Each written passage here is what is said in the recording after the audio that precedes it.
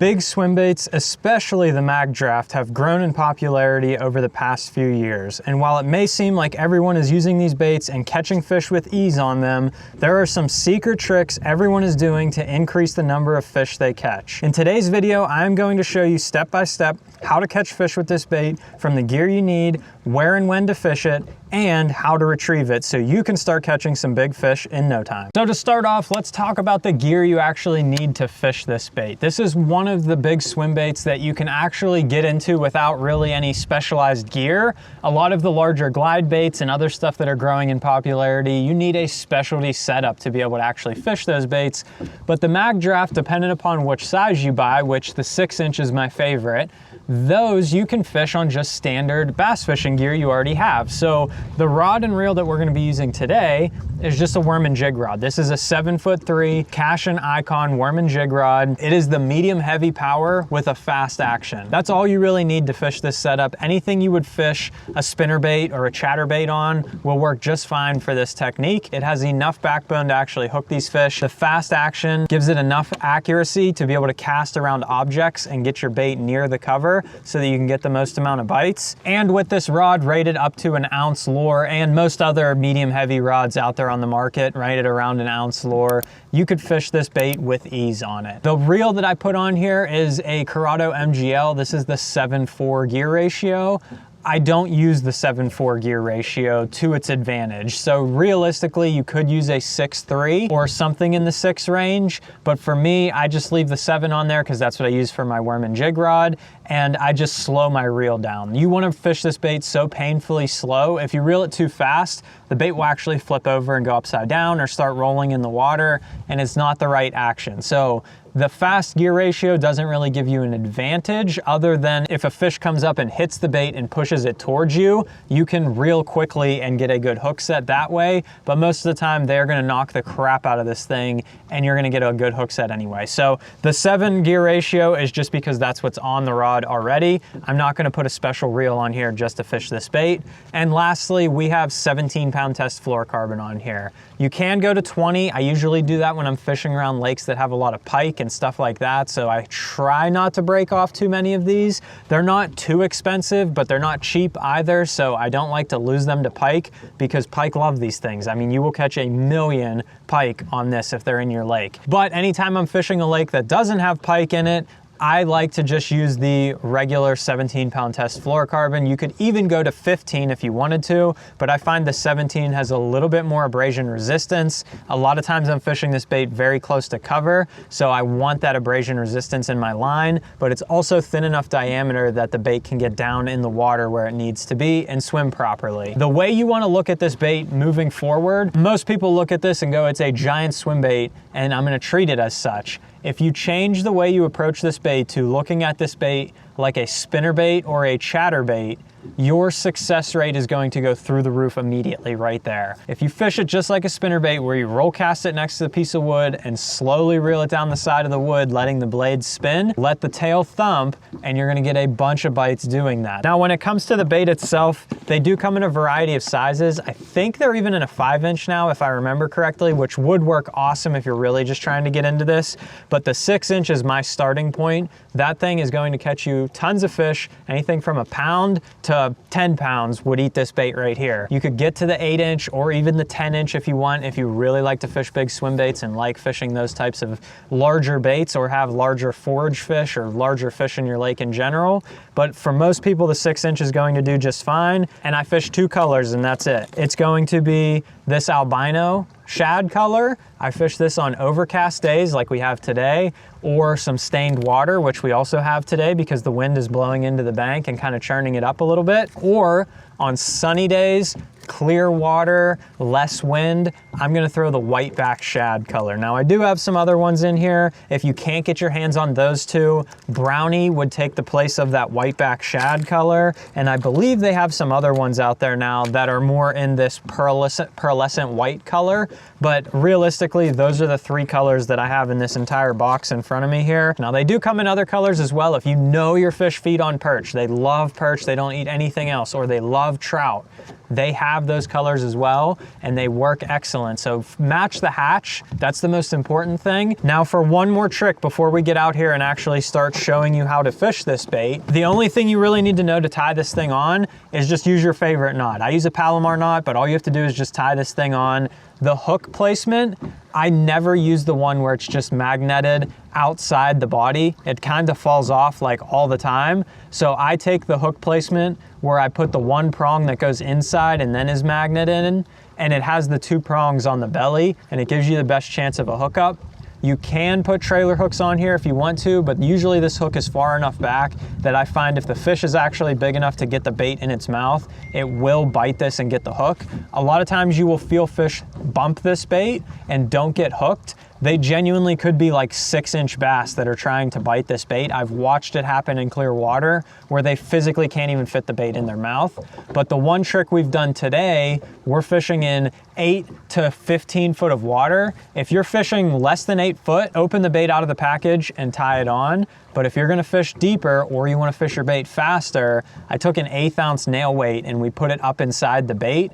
It keel weights it, keeps it down, and it'll actually get it a little bit deeper in the water to catch even more fish. So that's a sneaky little trick you can do. You can actually add weight to these baits. You never see it, the fish never know it's there, and the bait acts exactly like it's intended to right out of the package. And as usual, all the links to the gear will be linked in the description below if you'd like to check out the exact items that we're talking about, as well as the link to my custom baits down below that you can purchase, or my guide service if you'd like to book a trip and come fishing with me. But for now, let's go out on the water. We're gonna show you where and when you wanna fish this, and we're gonna catch a bunch of big smallmouth bass and show you how effective this bait can be and walk you through the retrieval to make sure you can catch the most amount of fish on the water. So now that we talked about all the gear you need to fish the Magdraft, along with how to rig it up and a couple little tricks on how to get your bait to adjust properly in the water, let's show you where and how to fish this thing, and when is very important as well. We're out here in the springtime. It is a much warmer day today than it was last weekend. We're up in the 70s, 75-degree range today, but the water's still cold. So we only have 53-degree water temperature. So those fish are still very pre-spawn. And that's when I love to fish this bait. Anywhere from like the later pre-spawn up until they're actually spawning, this bait is fantastic for these fish because they're looking to get some huge meals before they go up there and spawn and don't eat for a couple weeks. Now, just because I like to fish this in the pre-spawn does not mean that you can't fish it other times of the year as well. You will notice that pretty much everybody fishes this bait around the spawn. You'll see a huge increase of it in the springtime, and then it falls off and nobody really fishes it the rest of the year. You absolutely can fish this bait the rest of the year. Just as the fishing gets tougher, you're even gonna decrease your bites even more. So you're already fishing for limited bites with this bait, and as you get in later into the season, it gets even tougher. But the fall is another amazing time to fish this, usually in like October range, November range, even September, depending upon where you live. This bait is still excellent that time of year as well because those fish are looking to get a huge meal again and feed up for the winter. So anytime those fish are really looking to feed, that's when you want to use this bait. Now for conditions wise, the 2 things that you need to have with this, and like I said, we're fishing for smallmouth today with this, but these same techniques apply to largemouth. But especially for smallmouth, you need to have wind. It's very important to have wind. I'm fishing very clear water, and these fish are gonna get a very good look at this bait before they bite it. So a slight chop on the water, even to some rolling waves into the bank, helps you dramatically with this technique. And then preferably some clouds, which we have, but even a little bit of sun can help too because it will bring those fish up in the water column and suspend, and that's when you want them to come chase this thing down. So we have our little bit of wind, we have clear water, usually the clearer the better because these fish can see it from a long way away, and that drawing power is what gets those fish to come in and bite this. They're looking for a big meal.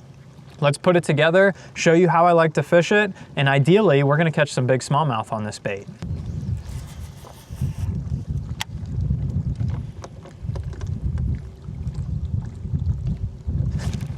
Oh, I got one on my first cast. No way, no way. He smoked that. I mean, he took the rod out of my hand. Now this is not a big one by any means, but this is exactly what I mean by you can catch smaller fish with this bait, no problem. That's actually a nicer fish than I thought. Look at that guy. That's amazing. Magdraft right in her mouth. Beautiful smallie. awesome. I love catching smallmouth with this thing. They fight so hard on this bait. They get it so good. Now let's actually talk about how to retrieve this thing and see if we can catch even more, maybe even a bigger one than that. But the trick to the retrieve on this is you want to do as little as possible. You want that bait just to get the subtle wobble, the head wobbles back and forth, and the tail wobbles back and forth, and that wobble is what drives these fish crazy. You don't need to speed it up, you don't need to slow it down. That will actually cause your bait to roll over in the water or the tail will stop kicking. Those unnatural motions are actually what's going to cause you to get less bites with this bait than more, because a lot of times what these fish will do is they'll come from a long way away and they'll start tracking that bait. And you just want to keep a slow, steady retrieve back to the boat, not doing anything different. Let them come up and track it, let them follow it, and they'll decide if they want to eat it or not. Sometimes they won't, and that's where the wind helps, because sometimes that'll get them to bite just over that hump just a little bit there. But for the most part, you just want to slow, steady wind this thing, and the slower you can retrieve it, the better. I really like to keep this thing as slow as I can go, that I can still feel that tail wobble. Now, if you put enough weight in it, you can reel it a little bit faster. It still won't roll over. You can still get it to come through the water. Like right now, that's a pretty steady retrieve. It is not rolling over because I have that nail weight in it. So if I want to fish it a little bit faster up in some shallow water, you can throw a nail weight in and get it to just act different up there. But on these cold water smallmouth, I like to just slow roll this thing, and you'll be reeling it. It'll feel wobble, wobble, wobble, and they will take the rod out of your hand when they bite this. You will not question if you had a bite or not. They will take the rod out of your hand if you are not holding on to it tight enough. Oh no, he chased it right out. He took the tail. No, that was crazy. He would have eaten that like a topwater. RIP the old Magdraft. Okay, so we've been talking about this nail weight trick today, and I'm going to show you how to rig it up since we just lost our last Magdraft there. All I'm doing is I'm moving this hook out of the way, and there's already a slot where your hook goes right in there. So I'm taking this nail weight, this is an 1/8 ounce, and I'm sliding this up in here, basically as far as I can get it to go. And I just feed it right in where you put your treble hook. So you can see kind of sticking out just a little bit there. I'm gonna get my finger in even further and try and push that all the way up in as far as I can get it.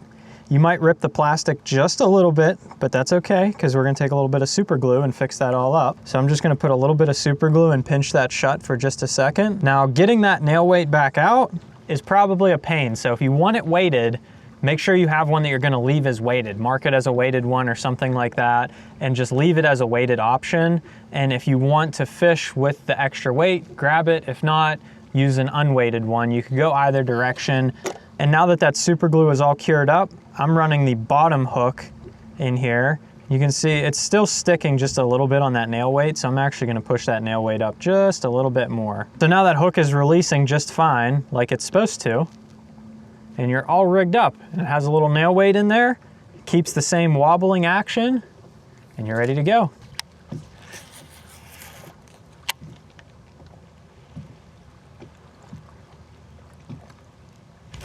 Got that one.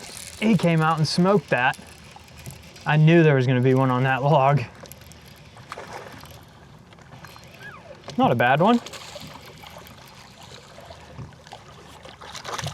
Come here, buddy. Look at that one. Another decent one on the Magdraft. Alrighty. Not a giant one. Again, that's probably only a 2-pound fish, but ate the Magdraft just fine. We're gonna see if there's some others down through these logs here. I think we're starting to figure out the pattern. We're gonna see if we can get us a big one. Oh, got another one. She smoked it.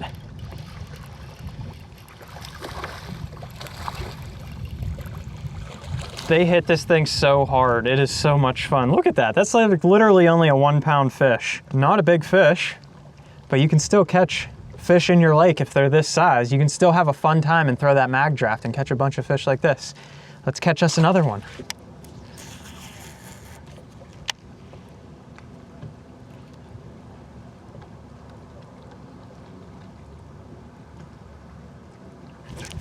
Oh, that's a big one.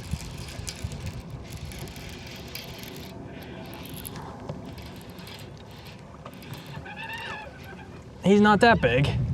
He cracked that though. Oh my gosh. I mean, he demolished that. Ugh. That's not even that big. He just hit it so hard. Another one on the old Magdraft.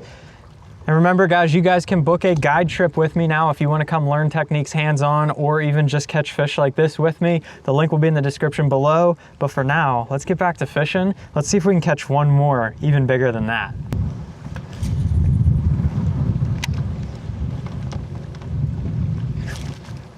That's a big one. That's a big one. Yep, that's a large one.